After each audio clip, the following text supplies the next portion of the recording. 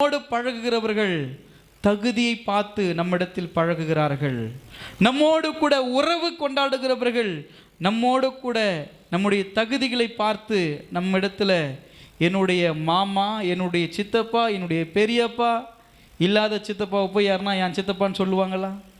இருக்கப்பட்ட சித்தப்பா, வசதியான சித்தப்பா தான். சித்தப்பாவே இல்லைனா கூட எங்கள் சித்தப்பான்னுவாங்க. பெரியப்பாவே இல்லைனா கூட வசதியான பெரியப்பா எங்கள் பெரியப்பான்னுவாங்க. ஆனால் வசதி இல்லாத பெரியப்பாவை பார்த்து இவர் எங்கள் பெரியப்பான்னு சொல்லுவாங்களா?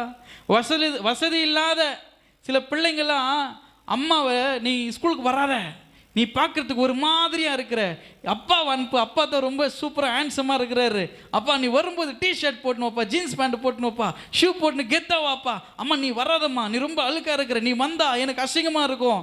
தகுதி தகுதி. மற்ற தங்கச்சிங்களை என் தங்கச்சின்னுவான், சொந்த தங்கச்சியை என் தங்கச்சின்னு சொல்ல மாட்டான். தகுதி. மற்ற அண்ணனுங்களை என் அண்ணன் சொல்லும், ஆனா சொந்த அண்ணனை என்னைக்காவது அண்ணா. தகுதி. எல்லாவற்றுக்கும் தகுதி தான் ரொம்ப இன்னைக்கு அவசியமா இருக்கிறது. இந்த உலகத்தில்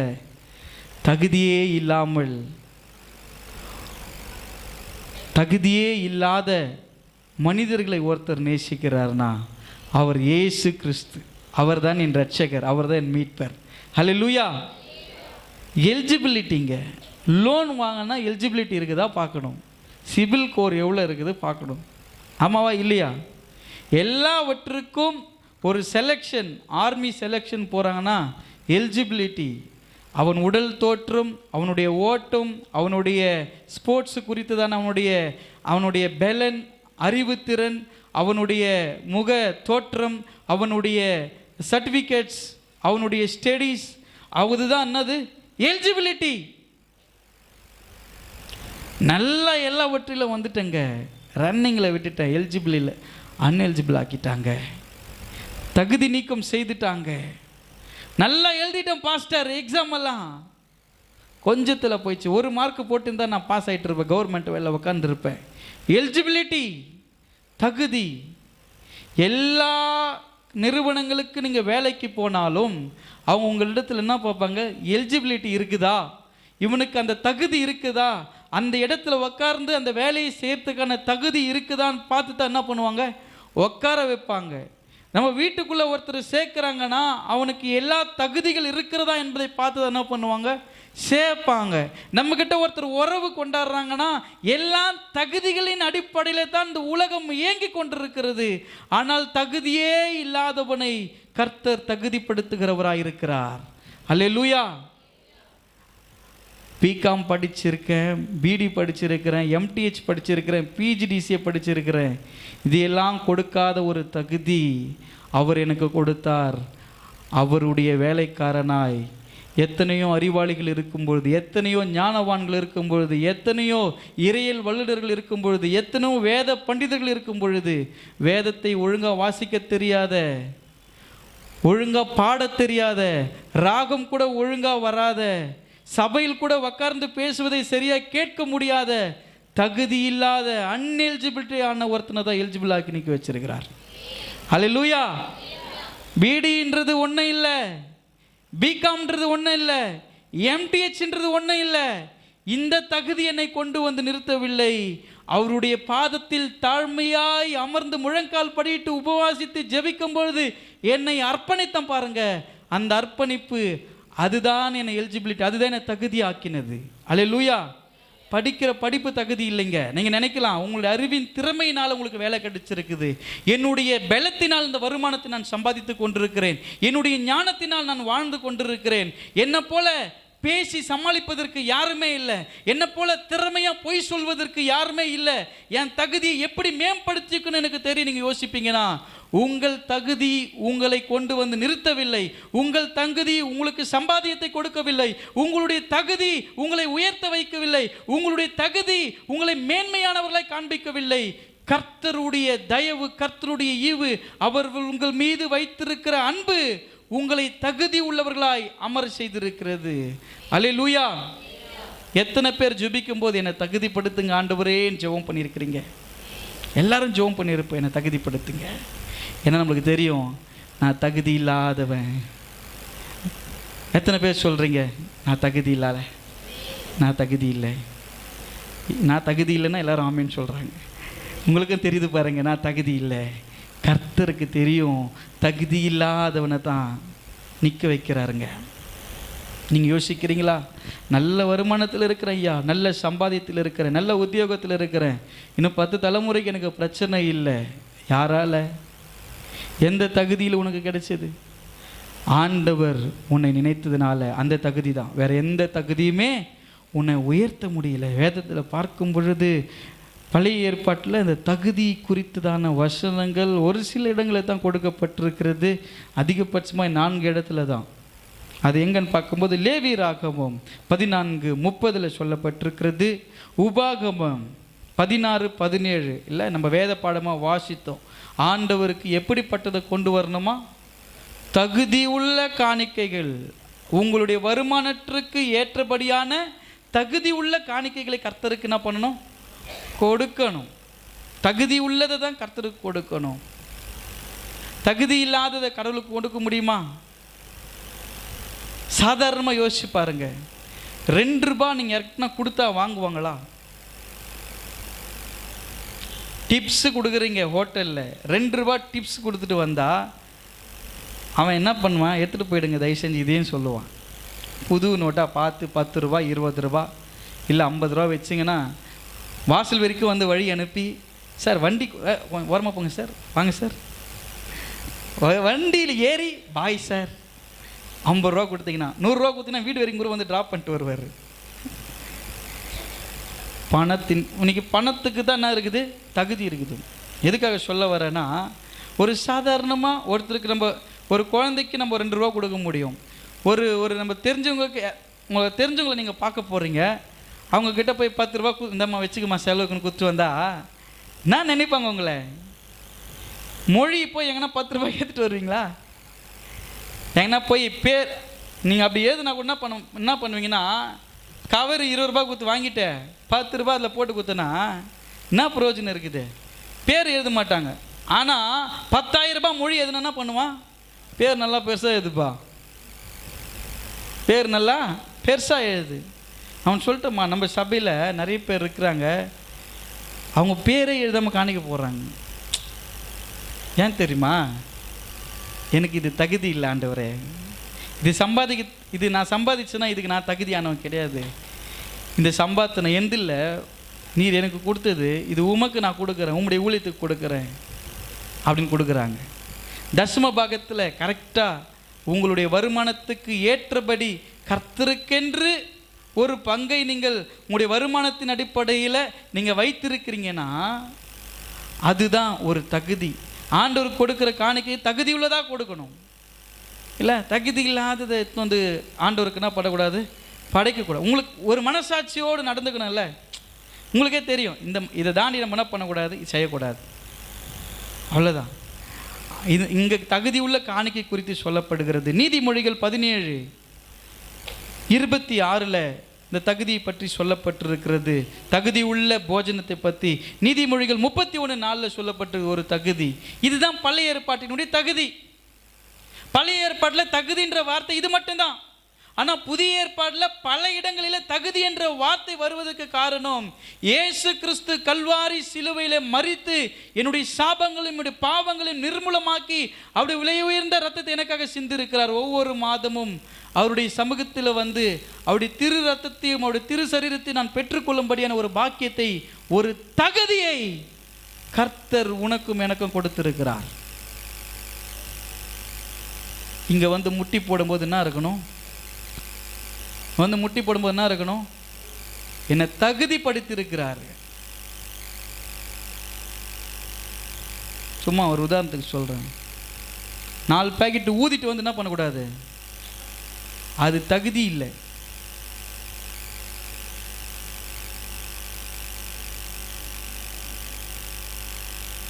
இடம் அப்படிப்பட்டதுங்க. சனிக்கிழமெல்லாம் ரவுண்டு விட்டு காலையில் அது வந்து அதுவும் திராட்சை ரசம் தான், இதுவும் திராட்சை ரசம் தான், அது பழைய ரசம் இது புது ரசம்னா கர்த்தர் வந்து கட்டில் கடையாக்கிடுவார். நிறைய பேர் மரணப்படுக்கையில் இருப்பதற்கு காரணம், கை கால்கள் வராமல் போவதற்கு காரணம், கர்த்தருடைய பந்தியில் துணிகரமாக பாவம் செய்து தேவ சாயலை இழந்து என்னை தகுதிப்படுத்தியிருக்கிறார் என்பதை மறந்து, ஞானஸ்தானம் எடுத்து நான் தகுதிப்பட்டிருக்கிறேன், நான் ரட்சிக்கப்பட்டிருக்கிறேன் என்பதை மறந்து நீ பாவத்தை செய்து தைரியமா வெள்ளை சட்டை போட்டுக்கிட்டு நம்ம தைரியமா எல்லா உடுப்புகளை உடுத்திக்கிட்டு எல்லாருக்கும் முன்பதாய் பரிசுத்தவான்களைப் போல வந்து திருவிருந்து எடுத்தாலும் உன் உள்ளத்தின் கிரியை என்னவென்று ஆண்டவருக்கு தெரியும். அன்எலிஜிபிலிட்டி ஆண்டவர் தகுதி நீக்கம் செஞ்சிடுவார். எனக்கு தெரியாது ஆனால் ஆண்டவருக்கு தெரியும். இல்லை, நீங்கள் பண்ணுற தப்பு. தன்னுடைய பாவங்களை மறைக்கிறவன் வாழ்வடைய மாட்டான், அறிக்கை செய்து விட்டு விடுகிறவனோ. சகோதரனே, சகோதரியே, ஒரு பாவத்தில் முழுமையாய் நீ இருந்து கொண்டு ஆண்டுடைய சமூகத்துக்கு முன்பதாய் துணிகரமாய் வந்து நான் தகுதி உள்ளவள், நான் தகுதி உள்ளவன் என்று சொல்லி திருவிருந்து பெற்றுக்கொண்டால் அதை விட பெரிய சாபம் உங்க வாழ்க்கையில் வேற எதுவுமே கிடையாது. நீ எடுக்கலாம், அதை பத்தி பிரச்சனை கிடையாது. நான் மாறிடுறேன் ஐயா, நான் எல்லாத்தையும் விட்டுட்டு வந்து நீங்க எடுத்தீங்கன்னா அதை பத்தி பிரச்சனை கிடையாது. எல்லா தவறையும் செய்து கொண்டு தெரியுங்களா, புரியுதா? நல்லா உருட்டி உள்ள வைங்க. கேன்சர் வந்து அப்பதான் ட்ரீட்மெண்ட் பண்றதுக்கு ரொம்ப வசதியா இருக்கும். பிரதர், நீ தலைக்காணி போட்டாலும் இல்லை, நல்லா தட்டுறாங்க, தட்டின்னு போயிடும், அவ்வளோதான். ஆண்டவர் தட்டி விடுவார்.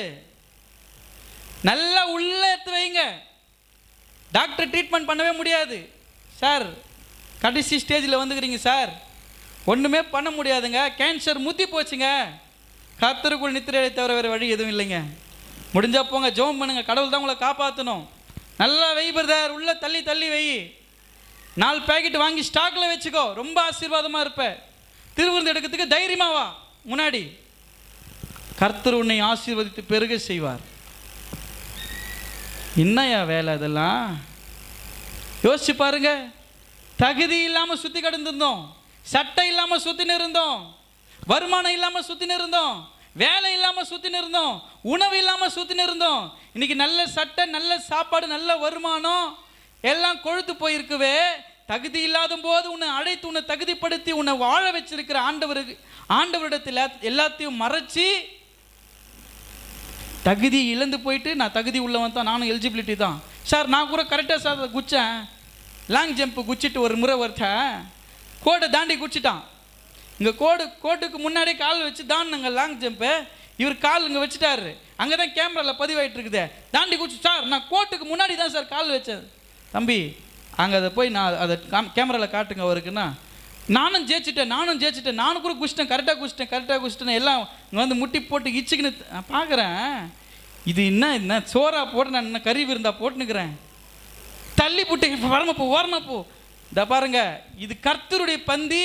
தாமதம் இல்லாமல் ஒருவருக்காக ஒருவர் காத்திருந்து, இது தகுதி உள்ளதா, இதற்கு நான் தகுதியானவனா, இதற்கு நான் தகுதியானவளா, என் பாவத்தை அறிக்கை செய்து விட்டு விட்டனா அப்படி நீ எண்ணி என்ன பண்ணணும், வந்து திருவிருந்து எடுக்கணும். வாங்கி நல்லா போட்டு ஸ்நாக்ஸ் சாப்பிட்ற மாதிரி கடைக்கு முடக்கணும் மென்னு இருக்கக்கூடாது. ஒரு தெய்வத்தன்மையோடு செய்ய மாட்டீங்களா? நல்லா சொல்கிறேன் கேட்டுங்க. திருவிருந்து எடுக்கும்போது உங்களுடைய இடது கரம் எங்கே இருக்கணும்? கீழே இருக்கணும். வலது கரம் மேலே இருக்கணும். யாருக்கிட்டனா போய் லெஃப்டில் கொடுப்பீங்களா? யாருக்கிட்டனா போய் லெஃப்டில் தான் கொடுப்பீங்களாங்க?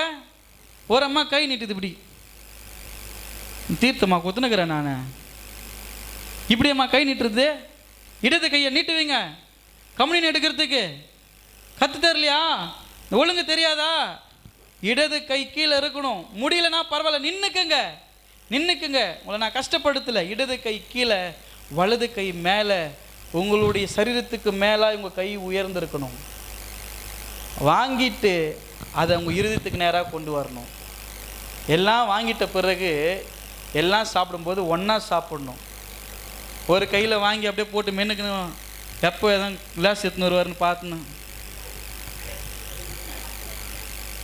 தகுதி ஏங்க, ஒரு கல்யாண பந்தியில் போயிட்டு என்ன வாரி வாரி வீட்டில் வாரி வாரி சாப்பிடும், அங்கே போனால் பீஸ் கூட ஏற்று கடிக்க மாட்டாங்க, அது கூட கையில் தான் எலும்பு கடி. எனக்கு அதெல்லாம் பிடிக்காது அவங்களுக்கு. ஆனால் வீட்டில் பாரு, வீட்டில் நல்லா கடிச்சு இழுத்துட்டு இருப்பாங்க. ஏங்க உங்களுக்கு புரியலையா? எல்லா இடத்துக்கும் ஒரு தகுதி இருக்குது இல்லை? இது ஆண்டருடைய சமூகத்துக்கு முன்பதாய் கர்த்தருடைய பந்திக்கு நம்ம வருகிறோம் என்றால் நம்ம எங்கே இருந்தாங்க? உளையான சேற்றில் இருந்தல்ல, உளையான சேற்றில் எங்கேயோ உழுந்து கிடந்தோம். கர்த்தர் நம்மளை தகுதிப்படுத்தி சீர்படுத்தி அழகுபடுத்தி எல்லாத்தையும் சரி பண்ணி நம்மளை கொண்டு வந்து வச்சிருக்கிறாரு. திருவிருந்து எடுக்கும் பொழுது நான் ஒன்றுமே இல்லை, நம்மளை தாழ்த்தி எல்லாம் மனுஷனுக்கு கூட நம்ம வந்து இப்படி தான் கொடுக்குறோம் இல்லைங்களா? அதான் குழந்தைங்க கொடுத்தோன்னா சொல்லுவாங்க, பெரியவங்க கிட்ட எப்படி கையில் வலது கையில் கொடு. சில பேர்லாம் ரொம்ப பயபக்தி, எல்லா மக்கள்கிட்ட ஆளுங்கிட்ட கொடுக்கும்போது இப்படி இந்தாங்க இப்படி கொடுப்பாங்க, பார்த்துக்கிறீங்களா? இந்த கை இப்படி வச்சுக்குவாங்க, அவ்வளோ மரியாதை பண்பு தெரிஞ்சவங்க. ஆனால் இங்கே வந்தால் தான் பண்பு தெரிய மாட்டுது.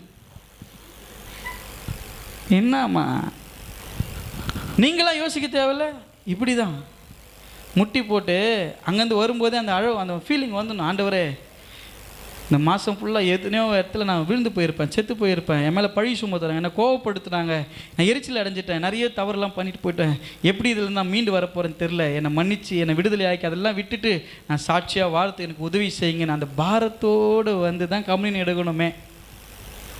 ஏதோ டைம் ஆகி போச்சுன்னு அவசரமாக வந்து கொடுத்தாரா, அப்புறமா வந்து மூஞ்சி பிறகுன்னா கொஞ்சோண்டு கொடுக்குற கம்மியாக இருக்குதே.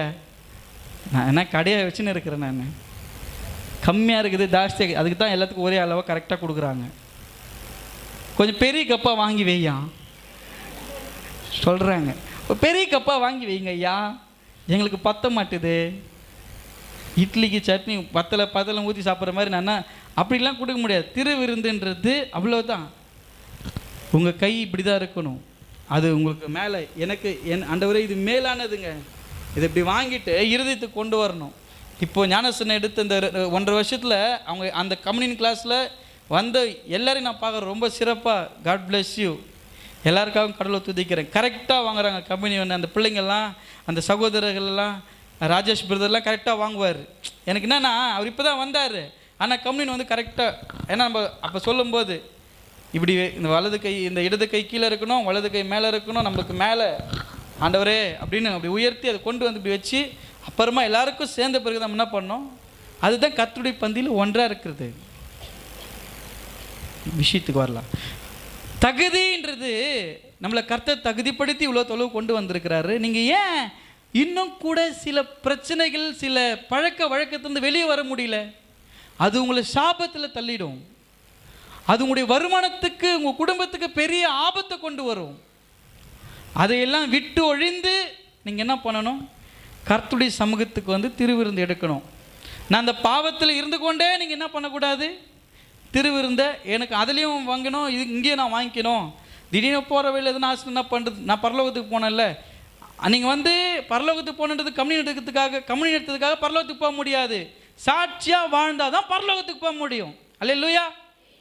ஒரு வழி, நான் அவருடைய மரணத்தை தெரிவிக்கிறேன் என்பதுக்கு தான் அடையாளம். அது எனக்காக இயேசு மரித்தார் என்பதுக்கு அடையாளம். என் பாவத்தை உணர்ந்து நான் வந்து ஒவ்வொரு மாதமும் நான் பெற்றுக்கொள்வது வழக்கம். ஆனால் நான் பாவத்திலே வாழ்ந்து கொண்டு, இது எப்படி தெரியுமா? என்னுடைய சுயநலத்துக்காக நம்ம என்ன பண்ணக்கூடாது? எப்பவுமே கம்யூனியன் எடுக்கக்கூடாது. அதனால் எதனால் நம்ம தகுதியாக்கப்பட்டிருக்கிறோம், எதனால் நம்ம வருமானம் வருது, எதனால் ஆஸ்வதிக்கப்பட்டிருக்கிறது சிந்தித்து பாருங்கள். ஆண்டுடைய சமூகத்துக்கு நம்மளை தகுதியாக்கினவர்களாய், தகுதிக்கு உட்பட்டவர்களாய் அவருடைய பந்தியில் சேர துணிங்க. இப்போ பழைய ஏற்பாட்டில் நம்ம பார்க்க, புதிய ஏற்பாட்டில் ஆண்டவர் இப்படி சொல்கிறார். அப்படி என்னுடைய தகுதி, பவுல் தான் சொல்கிறாரு. பவுல் வந்து ஒரு சாதாரணமான ஆள் கிடையாதுங்க. பவுல் வந்து சவுலாக இருக்கும்பொழுது நல்ல கமாலியல் பாதத்தில் அமர்ந்து அப்பவே யூனிவர்சிட்டியில் படிச்சிருக்கிறார். அந்த காலத்திலேயே ரோம அரசில் நடத்தப்பட்ட ஒரு யூனிவர்சிட்டியில் படித்து டாக்டரேட் வாங்கி நல்ல ஒரு ஃபிலாசபர், நல்ல ஒரு கமாலியல் என்று சொல்லப்படுகிற ஒரு ஆசான் கீழே அமர்ந்து படிப்பை கற்றுக்கொண்டு எல்லா மொழிகளையும் கற்று தேறி எல்லாவற்றிலும் வல்லவனாக இருந்தவர் தான் சவுல். பொதுவாக அவர் அழைக்கப்பட்டதே கிறிஸ்துவர்களை அழிப்பதற்காகவே அழைக்கப்பட்டவர் தான். என்றைக்கு இயேசுவை அந்த வனாந்திரத்தில் கண்டாரோ அன்றைக்கு அந்த எல்லா தகுதியும் என்னை விட்டு போய்விட்டது. அவர் சொல்றார், இந்த தகுதியை பற்றி அதிகமாக பேசுறதே அப்போஸ்தலனாகிய பவுல் தான். அவர் தான் இந்த பவுல் தான் என்ன பண்ணுவார், இதை பற்றி அதிகமாக பேசுவார். ஏன்னா அவர் மட்டும்தான் அவருடைய தகுதி எதினால் உண்டாயிருக்கிறது என்று தெரிந்து கொண்டார். இன்றைக்கு நீங்களும் நானும் அறிந்து கொள்ள வேண்டிய ஒரு காரியம், என்னுடைய தகுதி யாரால் உண்டாயிருக்கிறது என்பதை யோசித்து பார்க்கும்படி அழைக்கப்படுகிறோம். எங்களுடைய தகுதி தேவனால் உண்டாயிருக்கிறது. அல்லேலூயா. நம்முடைய தகுதி யாரால் உண்டாயிருக்கிறது? கர்த்தரால் உண்டாயிருக்கிறது. 1 கொரிந்தியர் 1ஆம் அதிகாரம் 27, 28, 29 வசனங்களை வாசிப்போம். ஞானிகளை வெட்கப்படுத்தும்படி தேவன் உலகத்தில் பைத்தியமானவைகளை தெரிந்து கொண்டார், பலம் உள்ளவர்களை வெட்கப்படுத்தும்படிக்கு தேவன் உலகத்தில் பலவீனமானவர்களை தெரிந்து கொண்டார், உள்ளவைகளை அவமாக்கும்படி உலகத்தில் இழிவானவைகளையும் அற்பமாய் எண்ணப்பட்டவைகளையும் இல்லாதவைகளையும் தேவன் தெரிந்து கொண்டார். மாம்சமான எவனும் தேவனுக்கு முன்பாக பெருமை பாராட்டாதபடிக்கு அப்படி செய்தார். ஏன் கர்த்தர் ஊழியத்திற்கு அழைக்கும் பொழுதும் ஒரு தலைமைத்துவத்துக்கு அழைக்கும் பொழுதும் தகுதி இல்லாதவனை அழைக்கிறார் என்றால், ஒரு நல்ல இடத்துல போய் இவனை உட்கார வச்சிருக்கிறாங்களே, இவன் எப்படி இதை செய்வான், இவன் சின்ன பையனாச்சே அப்படின்னு யோசிக்கிறாங்க. அப்படின்னா ஏன் கர்த்தர் அவங்கள அமர செய்கிறார் என்றால், ஏன் பைத்தியமானவைகளை தெரிந்து கொள்ளுகிறார், ஏன் பலவீனமானவைகளை தெரிந்து கொள்ளுகிறார் என்றால், மனிதன் பெருமை பாராட்டாதபடிக்கு, அவன் பெருமைகளை அவமாக்கும்படி கர்த்தர் என்ன பண்றார், உலகத்தில் பலவீனங்களையும் பைத்தியங்களையும் இல்லாதவைகளையும் கர்த்தர் தெரிந்து கொள்ளுகிறார். அல்லேலூயா. உலகம் தெரிந்து கொள்ளுதல் எப்படிப்பட்டது என்றால், ஞானிகளும் அறிவாளிகளும் பலன் உள்ளவர்களும் ஆற்றல் உள்ளவர்களும் தகுதியின் அடிப்படையில் உலகம் தேர்ந்தெடுக்கிறது. கர்த்தர் எதை தேர்ந்தெடுக்கிறார் என்றால், பைத்தியங்களும் இல்லாதவைகளும் பலவீனங்களையும் கர்த்தர் தெரிந்து கொள்ளுகிறார். அப்போ அவருடைய தகுதி, அவர் எப்படிப்பட்டவர்களை தெரிந்து கொள்கிறார், தகுதி எந்த அடிப்படையில் அவர் அவங்களெல்லாம் தெரிந்து கொள்கிறார் என்றால், என்ன தகுதி இருக்குது அவனுக்கு, ஊழியக்காரனுக்கு என்ன தகுதி இருக்குது, அந்த இடத்துல உட்கார்ந்து எல்லாரையும் ஆளுகை சேர்த்துக்கு அவனுக்கு என்ன தகுதி இருக்குது, நீங்க யோசிக்கலாம். ஆனால் கர்த்தருடைய பார்வைக்கு சில காரியங்கள் நியாயமாய்ப்படும். ரொம்ப பெருமை பாராட்டுன்னு இருப்பான், என்னை விட அறிவாளி யாரான்னு அவனை வெட்கப்படுத்துறதுக்காக பைத்தியமானதை தெரிந்து கொண்டு அவனை அறிவாளி ஆக்கி பயன்படுத்துகிறார். அல்லேலூயா. சின்ன வயசில் நிறைய பேர் என்னை பார்த்து சொல்லுவாங்க, முட்டாள். என்னது முட்டாள்? உங்களை யாருன்னா சொல்லிக்கிறாங்களா முட்டாள்னா? யாரெல்லாம் உங்களை யாரெல்லாம் முட்டாள் திட்டிக்கிறாங்க? யாரும் பேர் வாங்கிக்கிறீங்களா முட்டாள்னு பேர்? யாரும் வாங்காதவங்க யாரும் இருப்போம். டீச்சர் எல்லாருமே முட்டாள் தான் சொல்லுவாங்களே. டீச்சர் மட்டும்தான் அறிவாளி. சில டீச்சர் அந்த வார்த்தை யூஸ் பண்ணவே மாட்டாங்க, குழந்தைங்களை போய் எதுக்கு முட்டாள் சொல்கிறேன்ட்டு. இங்கே கடவுளுக்கு அறிவாளி தேவையில்லை. யார் தேவை? முட்டாளுங்க தான் தேவை. அறிவாளிக்கு தலையில் மூலியா, முட்டாளுக்கு முழங்காலில் மூலன்னுவாங்க. உலகத்துக்கு தேவை இந்த அறிவு, ஆண்டவருக்கு தேவை முட்டாள் தான் தேவை. முட்டாளாவே வச்சு பயன்படுத்த மாட்டாரு. அந்த அறிவாளிகளை வெட்கப்படுத்தும்படி இந்த முட்டாள் அறிவாளி ஆக்கி பயன்படுத்துவார். அல்லேலூயா. என்ன முட்டாள்னு சொன்ன அம்மா இங்கே தான் உக்காந்துட்டு இருக்கோம். ஆனால் இந்த முட்டாளை இங்கே நிற்க வச்சு பேச வைக்கிற அறிவாளி அவரு. அல்லேலூயா. உலகம் நமக்கு கொடுக்கிற எலிஜிபிலிட்டி எப்படிப்பட்டது? கர்த்தர் நம்மளை எப்படி எலிஜிபிலிட்டி பண்ணியிருக்கிறாரு? உலகம் எந்த தகுதி உங்களிடத்தில் எதிர்பார்க்குது? கர்த்தர் உங்களிடத்தில் எந்த தகுதி எதிர்பார்க்கிறாரு? உலகம் ஞானவான்களை எதிர்பார்க்கிறது, உலகம் பலவான்களை எதிர்பார்க்கிறது, உலகம் இருக்கப்பட்டவர்களை எதிர்பார்க்கிறது. ஆனால் கர்த்தர் இவைகளை அல்ல, பலவீனங்களையும் பைத்தியங்களையும் இல்லாதவைகளும் தெரிந்து கொள்ளுகிறார். ஏனென்றால் அவர்களுக்கு ஈக்குவலாய் இப்படிப்பட்ட பலவீனங்களை ஆசீர்வதித்து உயர்த்துவார். அவர்களுக்கு ஈக்குவலா இப்படிப்பட்ட பைத்தியங்களை ஞானவான்களாய் மாற்றுவார். அவர்களுக்கு ஈக்குவலா இல்லாதவைகளுக்கு எல்லாம் இருக்கிறபடி கொடுத்து அவர்களை உயர்த்துவார். அவர்தான் நம்முடைய தெய்வம். அல்லேலூயா. ஆகவே சொல்லுகிறோம், என்னுடைய தகுதி எதனால் உண்டாயிருக்குது நீங்கள் யோசித்து பார்க்கணும். ஒவ்வொரு நாளும் நீங்கள் யோசிக்க வேண்டிய ஒரு காரியம் என்ன தெரியுமா? நான் எதனால் தகுதியாக்கப்பட்டிருக்கிறேன். பவுல் அழகாக சொல்லுவார் பாருங்களேன், அந்த வசனத்தில் ரொம்ப தெளிவாக அவர் ஆண்டவரை நல்லா உணர்ந்ததுனால பவுல் சொல்லுவார், என்னுடைய தகுதி யாரால் உண்டாயிருக்கிறதுனா என்னை உருவாக்கின ஆண்டவராலே என்னுடைய தகுதி இருக்கிறது என்பதை அவர் இந்த இடத்துல சொல்லுகிறார். நான் சொல்கிறேன், உங்களுடைய வாழ்க்கையில் நீங்கள் எதை வேணா என்னை ரொம்ப நிராகரிச்சுட்டாங்க, இந்த உலகம் என்னை ரொம்ப புறக்கணிச்சிச்சு, எல்லாத்துலேயும் என்னை ஒதுக்கிட்டாங்க, தகுதி பார்த்து என்னை எல்லாத்துலேயும் என்னை தரம் தாழ்த்திட்டாங்க, நீங்கள் யோசிக்காதீங்க. அவங்க உங்களை அப்படி தள்ளதுனால தான் உண்மையாகவே அவங்க முன்னாடி உங்களை தகுதி உள்ளவர்களாய் ஒரு நாளை கர்த்தர் உயர்த்தி நிறுத்துவார். அல்லேலூயா.